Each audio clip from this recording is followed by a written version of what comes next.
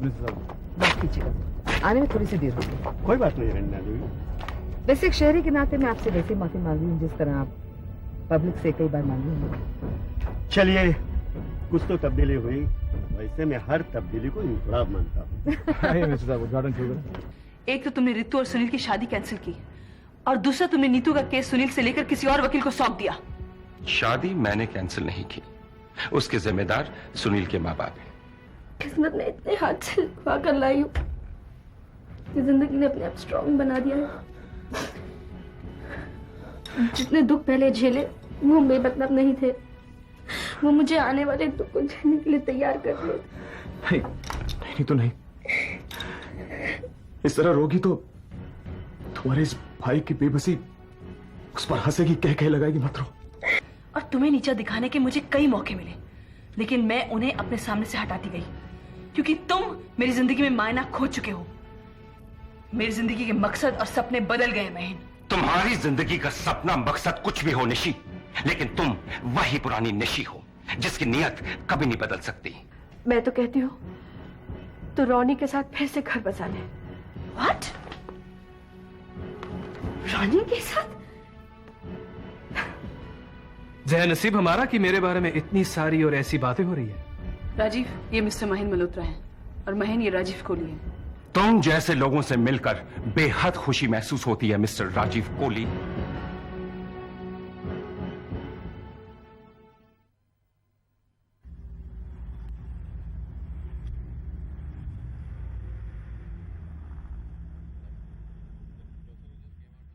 जी हाँ, आपके ऑर्डर्स इस महीने के अंत तक तैयार हो जाएंगे। Thank you very much. Thank you. Yes, कम इन।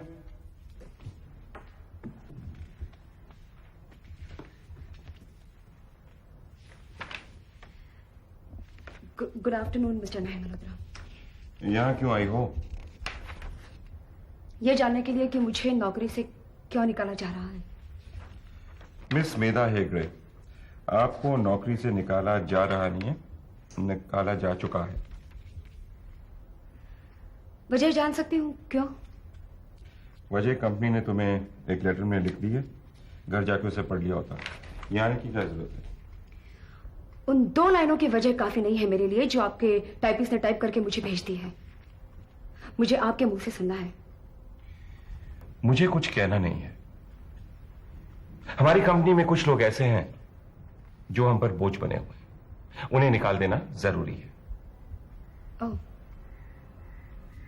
और कौन कौन बोझ बना है आपकी कंपनी पर? और किस किस को निकाला जा रहा है? फिलहाल सिर्फ तुम्हें।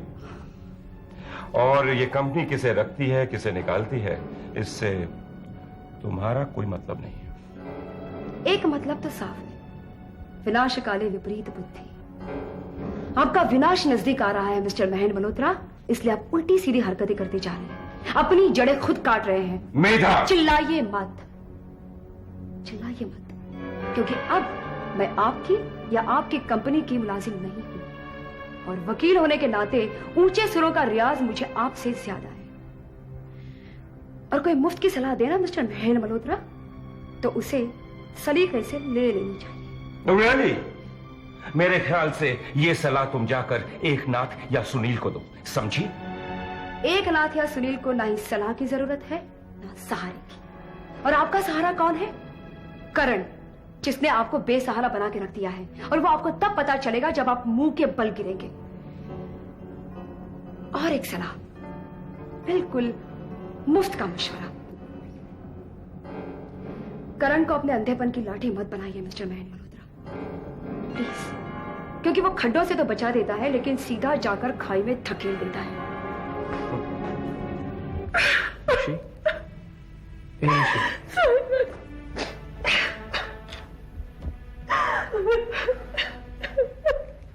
नशे चुप, बस।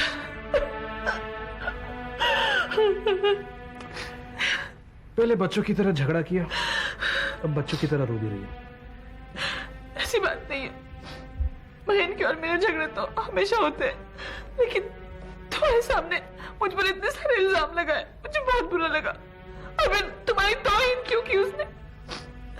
कमाल है, मेरी तौहीन हुई है और मुझे पता तक नहीं चला। झूठ मत बोलो, तुम्हें बुरा नहीं लगा? रत्ती भर भी नहीं, और वो इसलिए क्योंकि मैं मिस्टर महन की मानसिक हालत समझ सकता हूं। वो कितने परेशान हैं ये तुम भी जानते हो। एक तरफ ऋतु की शादी का टूट जाना और दूसरी तरफ नीतू के अरेस्ट होने का प्रेशर। ऐसी हालातों में मिस्टर महन की बातों का बुरा मानना मेरी बेवकूफी है। प्रेशर तो मुझ पर भी है ना, ऋतु और नीतू का। इसका मतलब ये थोड़ी है कि तीसरे आदमी पर अपना गुस्सा उतारो। गुस्सा आमतौर तीसरे आदमी पर ही उतारा जाता है। देखो निशी, एक आदमी जब सुबह अपनी बीवी से झगड़कर ऑफिस आता है तो खामखा वो दिन ऑफिस के प्यून पे शामत आ जाती है, क्योंकि वो घर का गुस्सा अपने ऑफिस के प्यून पर उतारता है। और जब अपनी जिंदगी में इतनी बड़ी बड़ी गड़बड़ियां हो रही हो तो छोटी छोटी बात गुस्सा दिलाती है। यही मिस्टर महन के साथ हो रहा है। पता नहीं तुमने कैसे बर्दाश्त कर लिया। बर्दाश्त इसलिए कर लिया क्योंकि मैं जानता हूं तुम और मिस्टर महन क्या क्या बर्दाश्त कर रहे हो। देखो, तुम पर उसे जो इल्जाम लगा ये क्या सही था? सब बेमतलब था, ये मैं भी जानता हूं, तुम भी जानती हो। और नॉर्मल सर्कमस्टेंसेस में शायद मैं भी चुप नहीं रहता। फिलहाल मेरा कुछ कहना आग में पेट्रोल डालने के बराबर होता। पता नहीं राजीव, तुम इतने पेशेंट कैसे हो? मैं तो चुप नहीं बैठ सकती। नॉर्मल सर्कमस्टेंसेस में शायद तुम चुप रहती, लेकिन जैसे मिस्टर महन वैसे तुम भी अब नॉर्मल सर्कमस्टेंसेस में हो। देखो निशी, हालात जब उथल पुथल मचाने से बाज ना आ रहे हो तो अपने पर संयम रखना सबसे मुश्किल लेकिन अहम बात होती है। जैसे जहाज जब हिचकोले खाता है तो अपना बैलेंस कायम रखने के लिए थोड़ी सी ज्यादा मेहनत करनी पड़ती है। पता नहीं मैं अपनी जिंदगी पर कभी बैलेंस कायम कर पाऊंगी या नहीं। बिल्कुल कर पाओगी, मुझे यकीन है। और अगर तुम चाहती हो कि मैं अपना यकीन साबित करके दिखाऊं तो कुछ दिनों के लिए मेरे साथ लोनावला चलो। लोनावला? इस वक्त कैसे जा सकते हैं? इस वक्त जाना ही तुम्हारे लिए निहायत जरूरी है।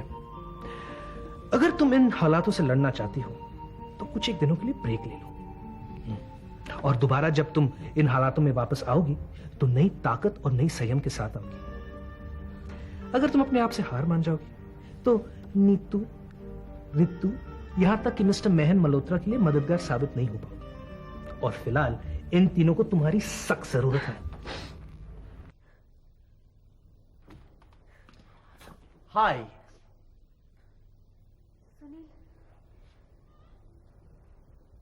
हाँ भाई, मैं वही सुनील हूं। पर ये क्या, तुम मेरी तरफ अपना कदम क्यों नहीं बढ़ा रही हो? तुम्हारा प्यार तुम तक पहुंच गया और आप नहीं पहुंची। ये तो ऐसे ही हो गया जैसे कि इंजन प्लेटफॉर्म पे पहुंच गया और डब्बों ने यार्ड से निकलने से ही मना कर दिया। तो यार तुम मुझे भी रुलाओगे। तो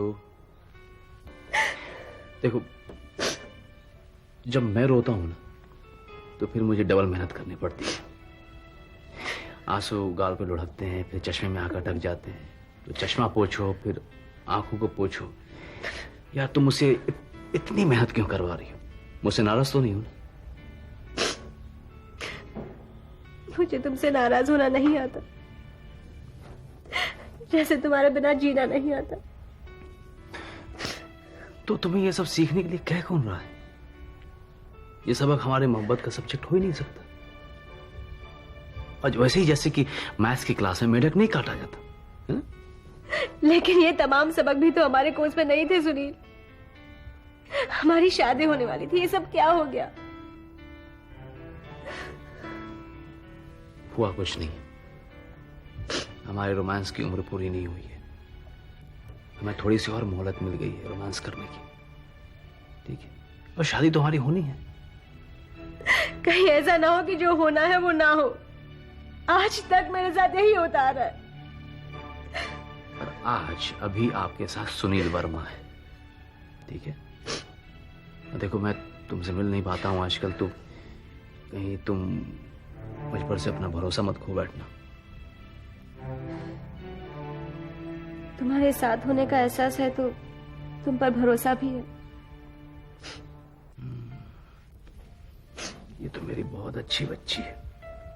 अच्छा हाँ, मैं तुम्हें बताने आया था कि वर्कर्स के केस को लेकर मेरी मिस्टर महेंद्र मल्होत्रा के साथ मीटिंग है।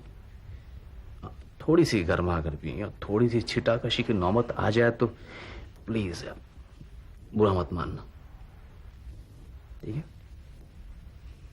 तुम उनसे जब भी मिलो ये भूल जाना कि वो मेरे पापा हैं। जो गर्मा गर्मी या छीटाकशी हो वो एक इंडस्ट्रियलिस्ट और वर्कर्स के एडवोकेट के बीच हो, फिर वो चाहे जितने भी। ओह, बहुत अच्छी बच्ची है तुम्हारी। ये तो तुम मुझे बार बार गले लगाने के लिए मेरी तारीफ कर रहे हो। अच्छा मैडम, हमारी शादी पोस्टपोन हो गई, वरना आज आप मेरे गले पड़ी होती। हाँ, पापा और मम्मी आज गांव जाने वाले हैं। मेरी उनसे बातचीत बंद है तो। सुनील प्लीज, तुम उनसे बातचीत बंद मत करो प्लीज। ये तो मेरी बहुत अच्छी बच्ची। हाँ, अच्छी बच्ची है।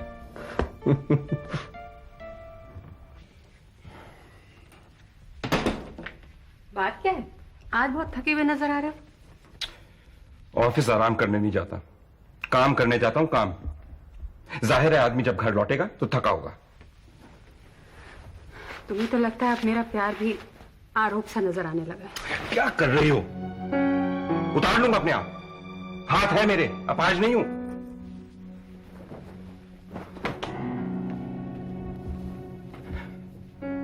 अब नाराज होकर वहां खड़ी होगी। देखो शीला, मुझ में अब ताकत नहीं है तुम्हें मनाने की, समझी? बोलती क्यों बंद होगी? बात करो ना। बात तो मैं तुमसे तब करूं जब मुझे अपने पहले वाला महल नजर आए तुम्हें। जाओ देखो कौन है।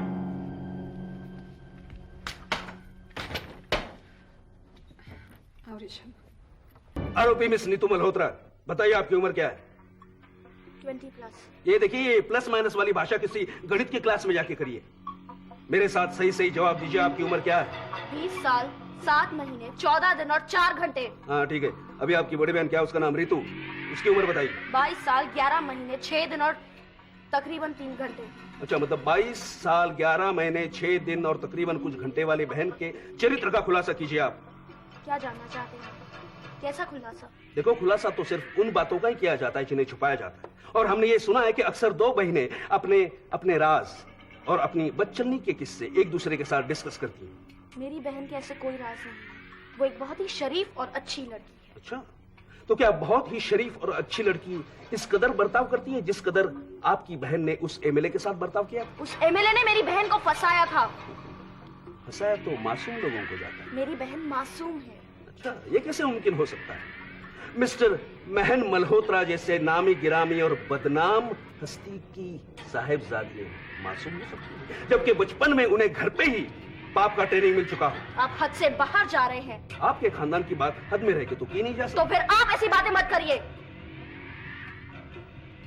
देखो, बातें तो होंगी, बातें तो होंगी, बात से बात निकलेगी। अरे ये तो कोर्ट की खासियत है। जबकि आपका मुकदमा शुरू हो जाएगा ना, तो हर चीज को इस तरह उधेड़ दिया जाएगा कि उसे उस तरह बुना भी नहीं होगा, समझिए?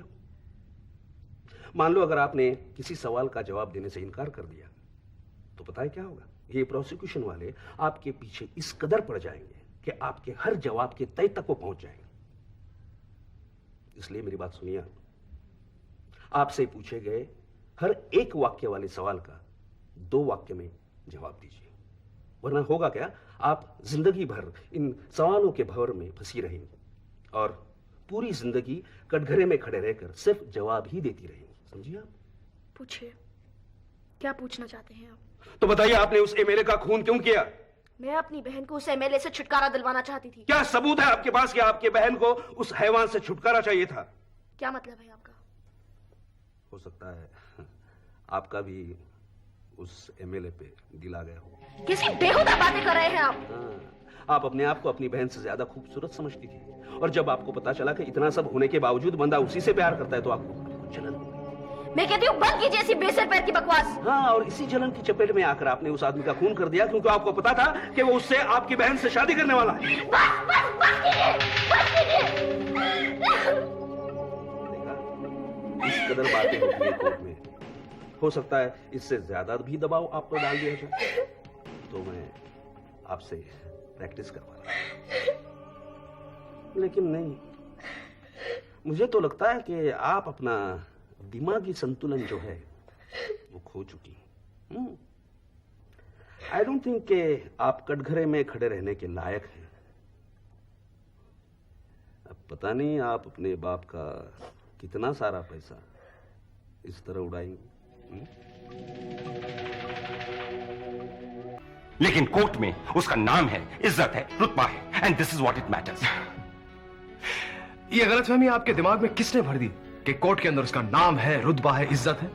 देखो ऋषभ, मेरी उम्र तुम्हारी उम्र नहीं है जो अपने दिमाग में मैं गलतफहमियों को जन्म दूं, समझे? तुम अपना दिमाग ज्यादा ना खर्च करो तो बेहतर होगा। मैं अपने दिमाग से तैयारियां कर रहा हूं। मैं तो यह कहूंगा कि 2 दिमागों की जगह अगर एक दिमाग से काम किया जाए तो बेहतर होगा। लेकिन कहीं अगर वो एक दिमाग आपका रहा ना चाचा जी, तो बनता हुआ केस बिगड़ जाएगा। क्योंकि मैं ये देख रहा हूं कि आप देखकर मक्खी निकल रहे हैं, लेकिन इस बात का आपको बिल्कुल एहसास नहीं है। मिस्टर ऋषभ मल्होत्रा, अगर तुम मुझे रोकना भी चाहोगे तो नहीं रोक सकते, क्योंकि ये मेरी बेटी नीतू के केस का सवाल है जिसे मैं अपने तरीके से हैंडल करना चाहूंगा, समझे? मिस्टर महेन मल्होत्रा, आपकी वो बेटी मेरी बहन भी लगती है, और अगर कहीं नीतू की जिंदगी पर जरा सी खरोंच भी आई तो आपका यह गुरूर तोड़ दिया जाएगा। सुनील वर्मा को हटा के केस एडवोकेट खिलनानी को सौंप दिया गया। अगर यह बात कोई सुनेगा तो ताज्जुब करेगा आप पर। क्या लिया तुमने जो कहना था? क्या लिया ना? अब जाओ। मेरा गुरूर तोड़ने आया है, अपने आप को बहुत अक्लमंद समझता है। तो मेरी भी एक बात समझ लीजिए, अगर नीतू ये केस हार गई तो क्या कर लोगे तुम? क्या बिगाड़ लोगे मेरा? बोलो। अगर मुंह से बोल दिया तो बदतमीजी कहलाएगी। वक्त आने पर करके दिखा दूंगा, समझे? हाँ, एक बात और मिस्टर महेन मल्होत्रा, नीतू के पिताजी, इस बार नीतू जेल गई है तो सिर्फ आपकी वजह से। क्योंकि देविका, जिसके दिल में आपके खिलाफ सिर्फ नफरत है और कुछ नहीं, उसी ने पुलिस वालों को इत्तला दी थी। बचपन में एक जुमला सुना था कि मां बाप के पापों की सजा बच्चों को भुगतनी पड़ती है। आज पहली बार अपनी आंखों से देख लिया।